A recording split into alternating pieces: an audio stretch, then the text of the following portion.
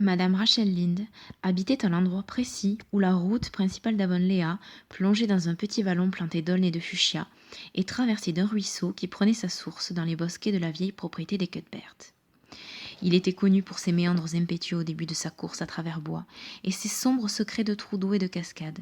Mais une fois arrivé au vallon des Lindes, ce n'était plus qu'un ruisselet paisible et parfaitement discipliné, car même un cours d'eau n'aurait pu passer devant la porte de Madame Rachel Lynde sans égard pour la bienséance et les bonnes manières. Sans doute avait-il conscience qu'elle était là, assise derrière sa fenêtre, l'œil attentif à tout ce qui défilait, enfants et ruisseaux, et que si elle remarquait la moindre chose étrange ou déplacée, elle ne trouverait pas le repos avant d'avoir découvert le pourquoi et le comment. Bien des gens sont capables, à Avonlea comme ailleurs, de surveiller de près les affaires de leurs voisins à force de négliger les leurs. Mais Madame Rachel Lynde était de ces habiles créatures capables de s'occuper de leurs propres affaires sans négliger celles des autres. Remarquable maîtresse de maison, elle s'acquittait toujours de ses tâches à la perfection.